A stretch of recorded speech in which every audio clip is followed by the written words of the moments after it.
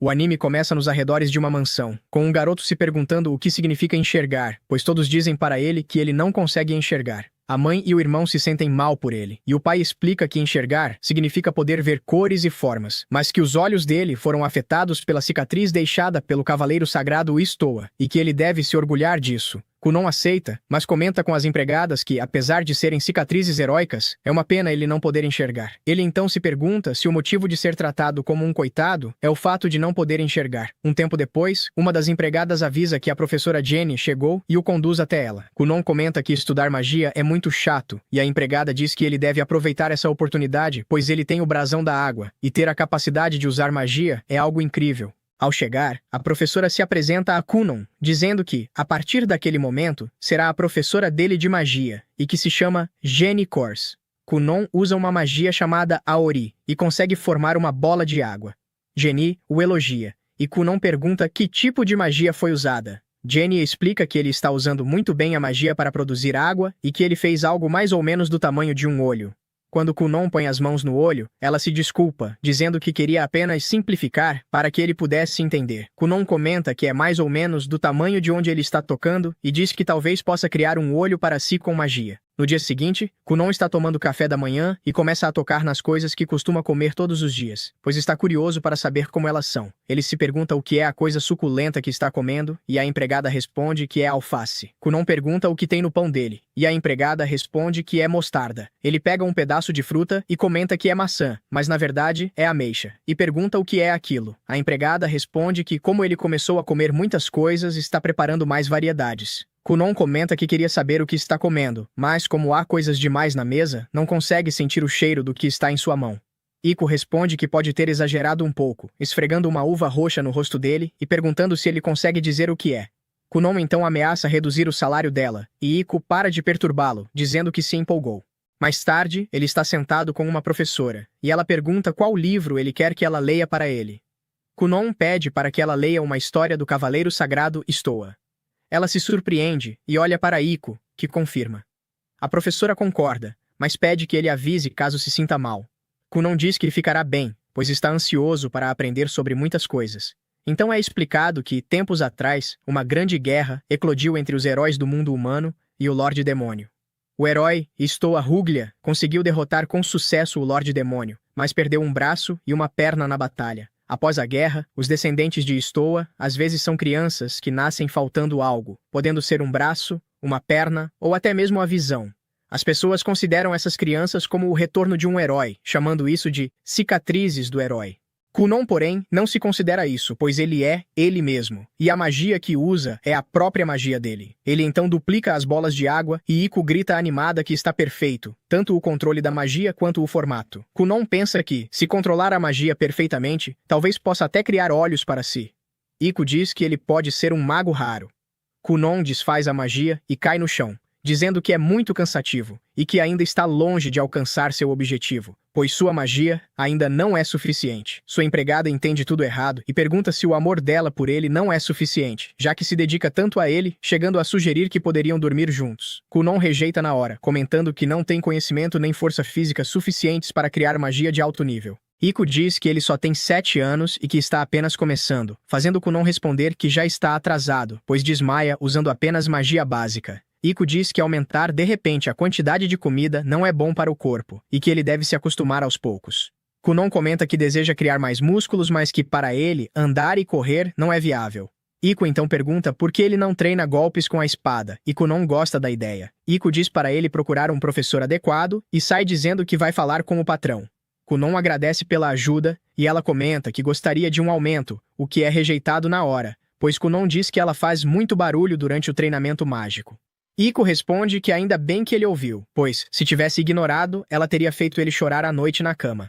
No dia seguinte, quando Jenny chega para a aula de magia, vê Kunon treinando com a espada. Iko percebe a presença dela e avisa Kunon que a professora de magia chegou. Ele cumprimenta o professor de esgrima e diz que por hoje é tudo, pois está na hora da próxima aula. Kunon agradece ao mestre Ouro. Jenny se aproxima, achando interessante o interesse dele por esgrima. Kunon comenta que, para usar magia, é necessário conhecimento e força física, deixando Jenny impressionada com a mudança dele.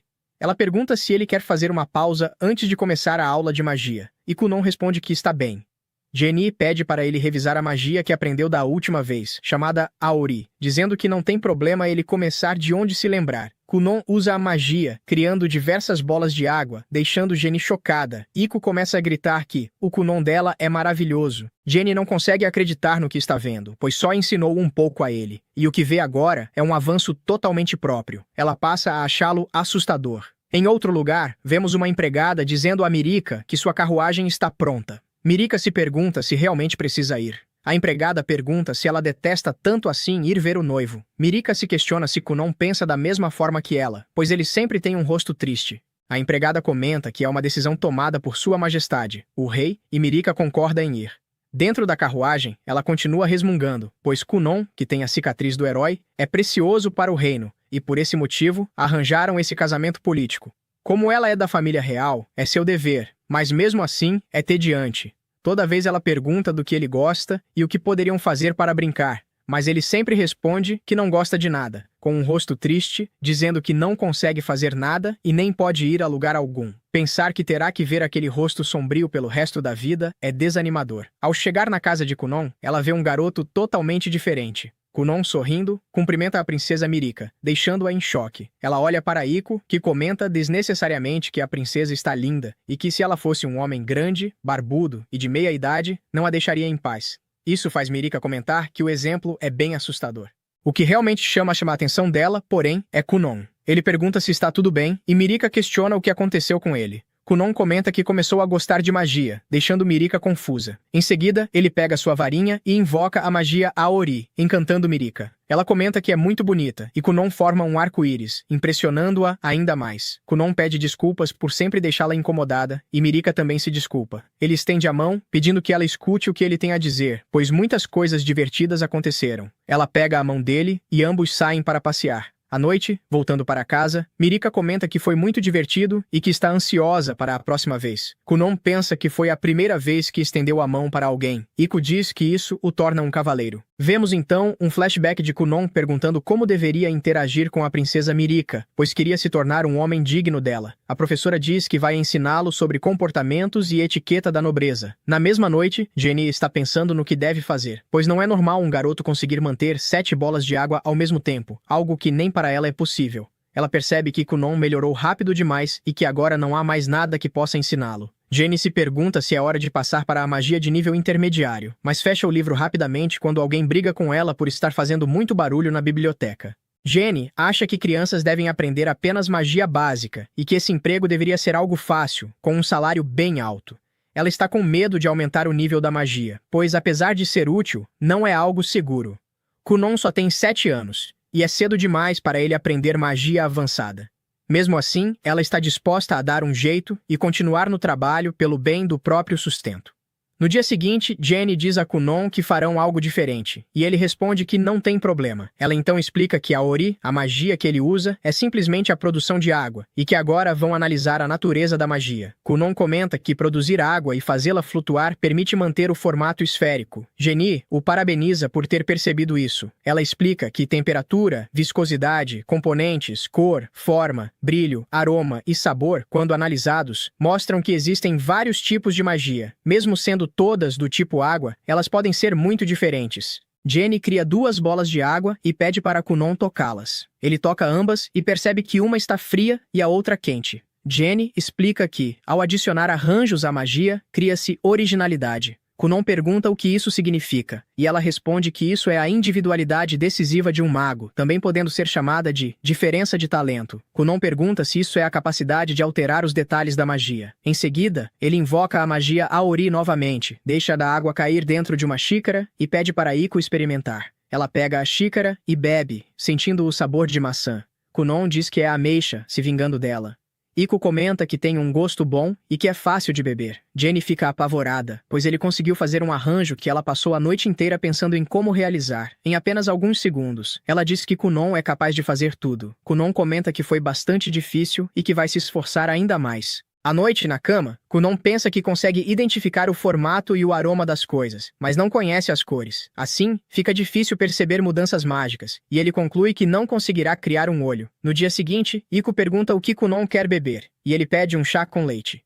Iko pede para ele providenciar água quente, e Kunon faz isso com facilidade, o que surpreende Iko, que comenta que, para alguém que não consegue usar magia, aquilo parece um milagre divino. Ao passar a bola de água por cima das maçãs, Kunon sente algo estranho e se levanta desesperado. Iko pergunta o que aconteceu, e Kunon diz que acha que conseguiu enxergar. Iko fica super animada e diz que se ele estiver mentindo, vai dar um tapa nele.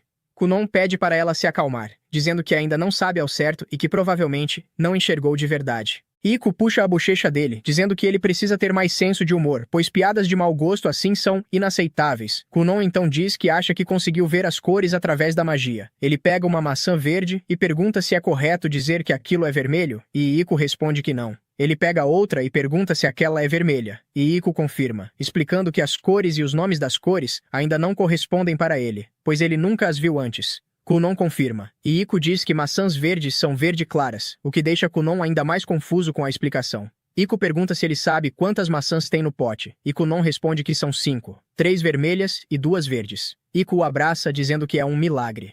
Em seguida, ela vai relatar tudo ao pai de Kunon, que fica surpreso.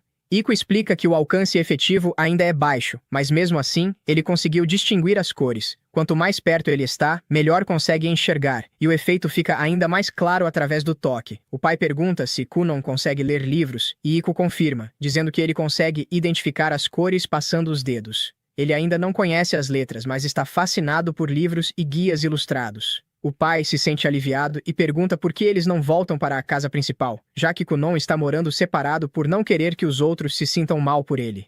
Iko nega, dizendo que Kunon está prestes a passar por uma grande mudança. O pai concorda, mas pergunta se ela não está se esforçando demais para cuidar dele sozinha. Iko responde que está tudo bem, e o pai comenta que a alegria dela faz bem para o filho. Iko, não perdendo a oportunidade, pede um aumento, que novamente é negado.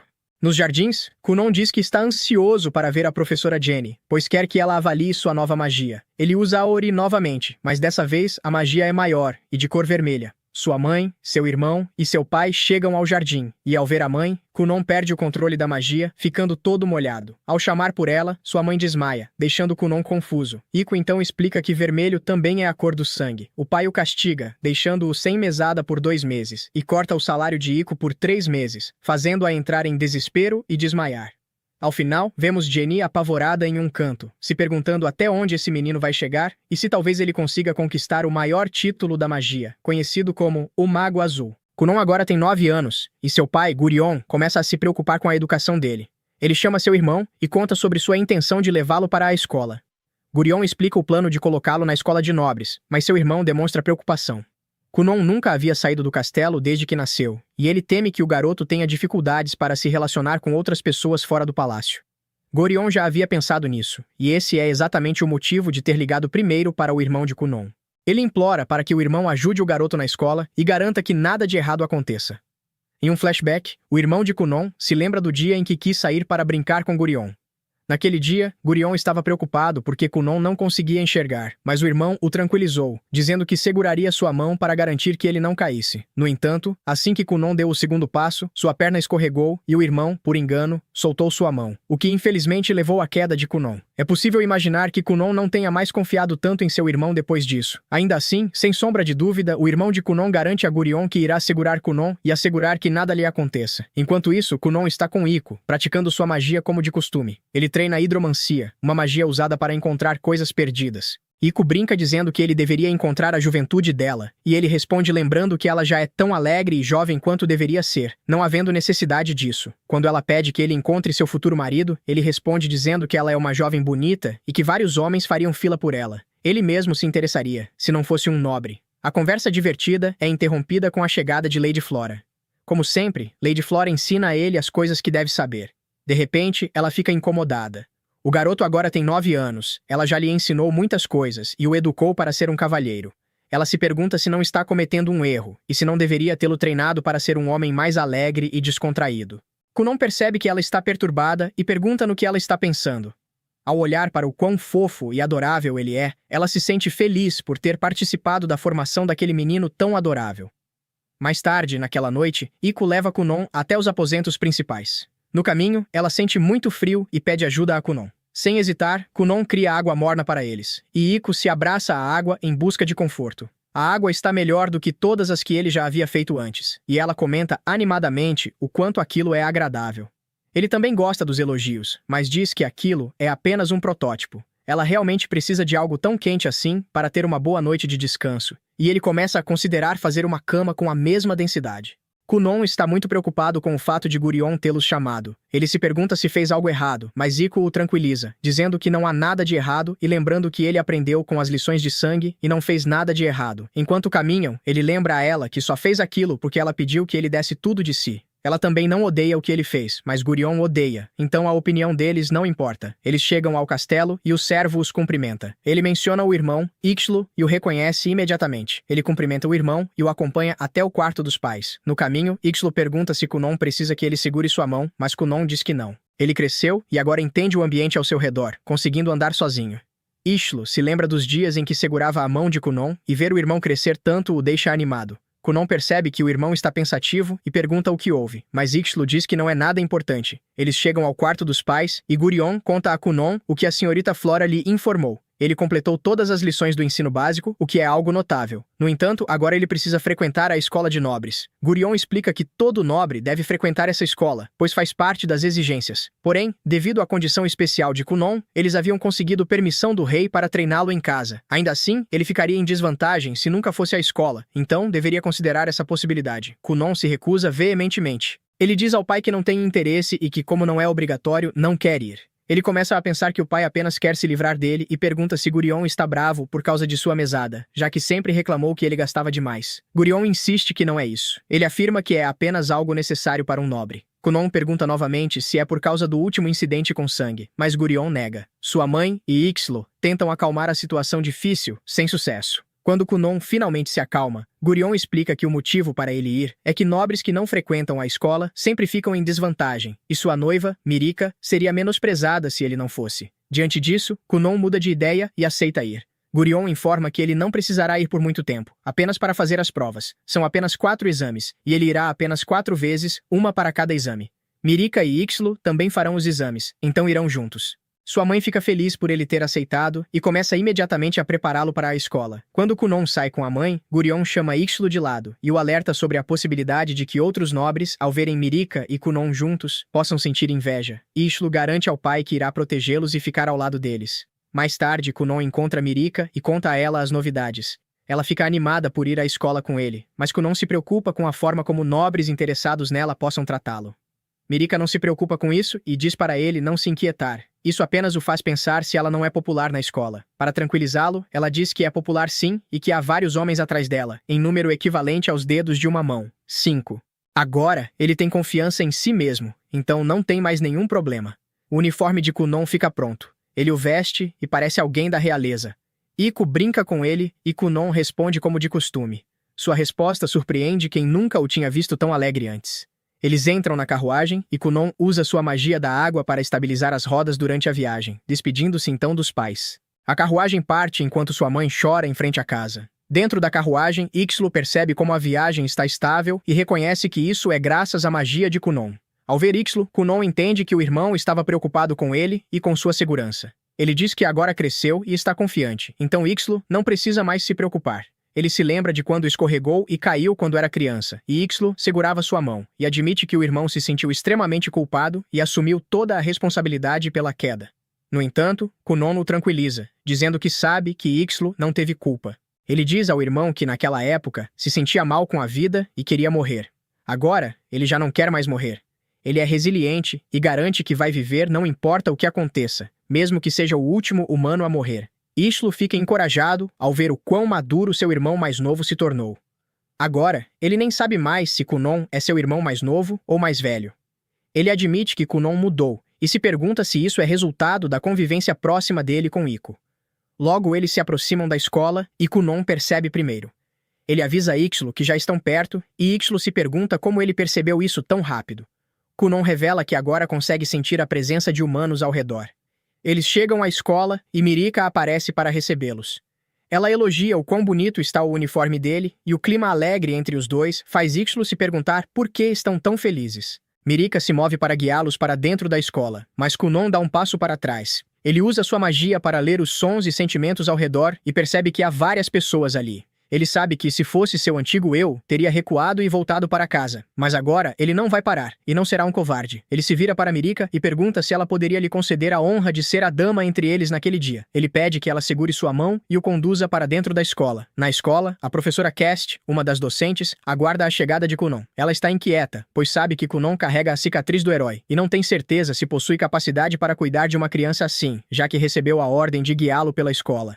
Em meio aos seus pensamentos, ela ouve as alunas comentando, maravilhadas, sobre o quão bonito Kunon é, dizendo que nunca viram uma criança tão bonita assim. Sem se importar com o que os outros alunos diziam, as crianças entram na sala de aula e passam por Cast, que também os observa admirada. Ela volta a si e rapidamente vai ao encontro deles. Ela se apresenta como a responsável por Kunon, e ele a cumprimenta. Ele se curva como uma dama e diz que naquele dia precisa ser uma bela dama. Cast não entende o que ele quer dizer, mas Kunon insiste que, embora biologicamente seja homem, naquele dia será uma mulher. Ela fica confusa, mas não insiste no assunto, já que precisa acompanhá-lo. Kunon se despede de Mirika e Ishlo, dizendo que espera encontrá-los mais tarde para uma refeição. Alguns alunos observam a cena do prédio ao lado. Entre eles está o príncipe Liel, o sexto príncipe do reino e irmão de Mirika. Seus amigos, que também são seus subordinados, comentam sobre Kunon. Ele é a primeira pessoa a nascer com a cicatriz do herói em cerca de 100 anos e recebeu as bênçãos do rei. Eles percebem imediatamente que Liao não está confortável com a conversa, então mudam de assunto para não irritá-lo.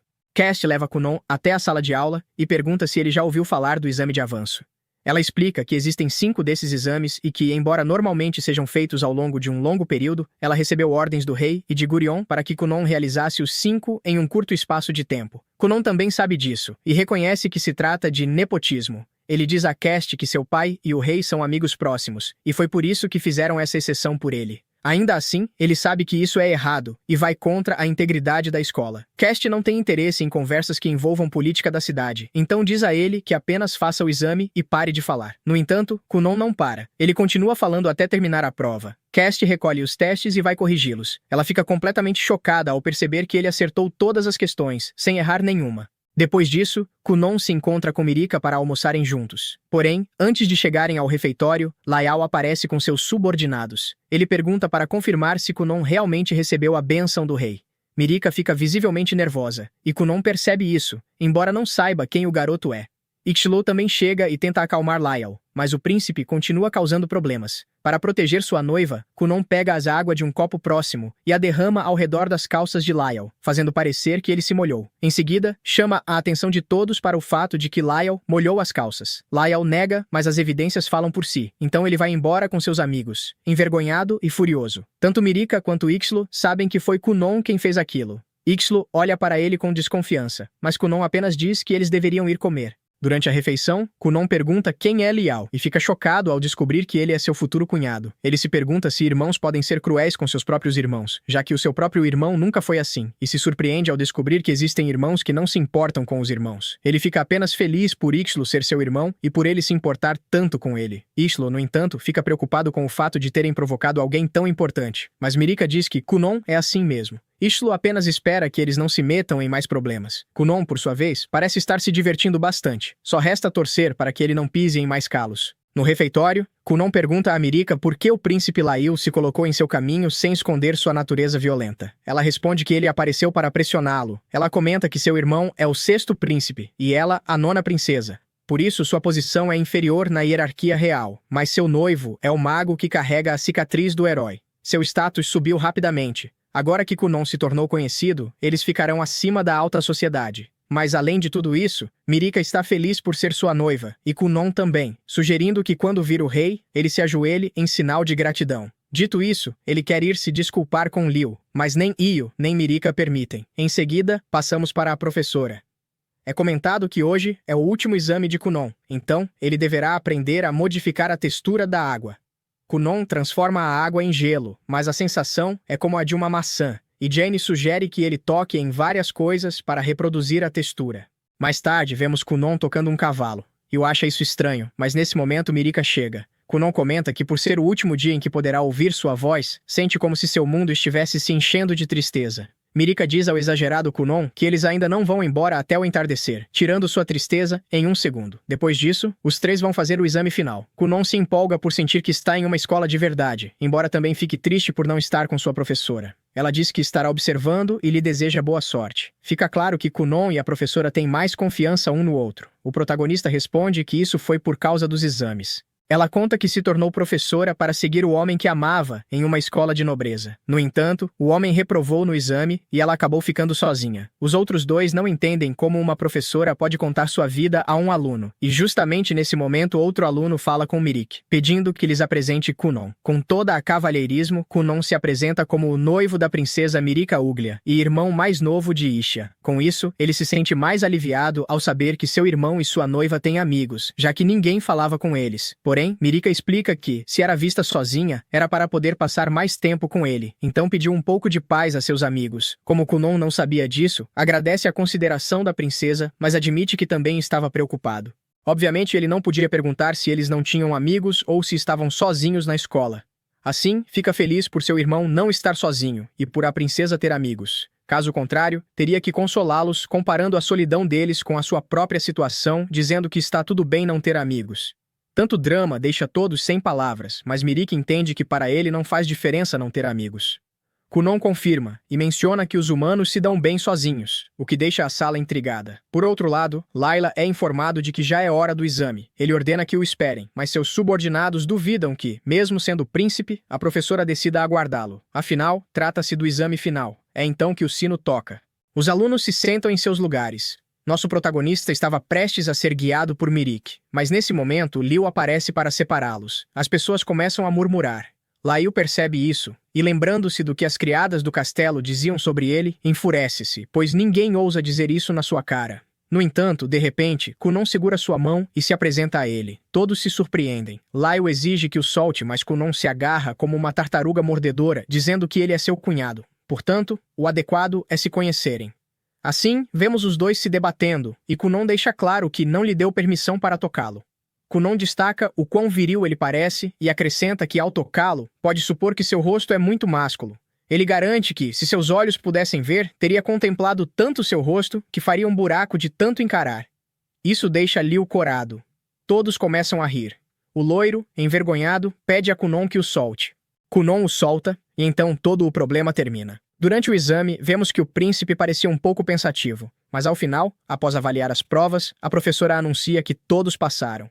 Sendo assim, Kunon volta para casa. Ele se despede de todos os colegas e até da professora, a quem oferece a mão de seu irmão. Isso é observado por Liu, que com um sorriso, comenta com seus companheiros para irem para outro lugar. Voltando às práticas de magia, Jenny pede que Kunon faça um redemoinho. Primeiro, Kunon cria uma esfera de água e a faz girar. Depois, pedem que ele interrompa o impacto e o divida em 10, e com esforço, Kunon consegue. Também pedem que ele a tinga de vermelho, verde e amarelo, além de alterar a textura, conseguindo fazer tudo sem problemas. Jenny o parabeniza, dizendo que foi magnífico. Antes de ir embora, Kunon pede um momento, mencionando que fez uma modificação ao adicionar forma e temperatura à textura.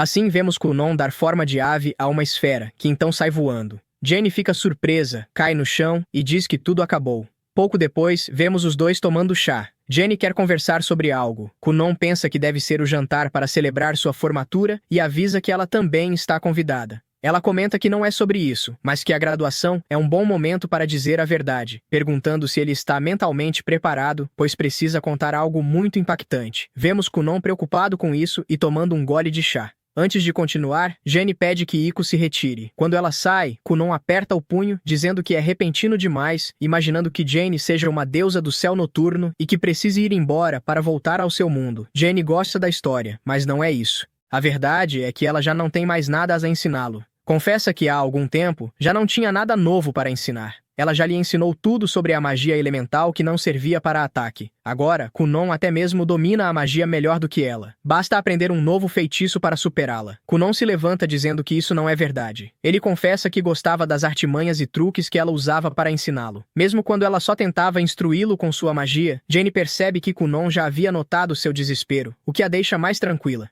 Kunon diz que sua magia se expandiu graças às artimanhas dela, lembrando quando Jenny falou sobre Aori, comparando a esfera que criou a um globo ocular para Kunon. Aquela interação foi a única coisa que lhe deu vontade de viver. Ela o salvou. Por isso, se ela está se demitindo porque o salário que recebe é baixo, ele dirá ao pai para aumentar o pagamento dela. Ela insiste que, na verdade, se sente mal porque recebe muito mais do que merece e que não merece tanto por não estar fazendo nada. Ela se aproxima, segura seus ombros e diz que ele ficará melhor se tiver um professor realmente capaz para ensiná-lo, para que possa se tornar tão grandioso quanto deveria ser.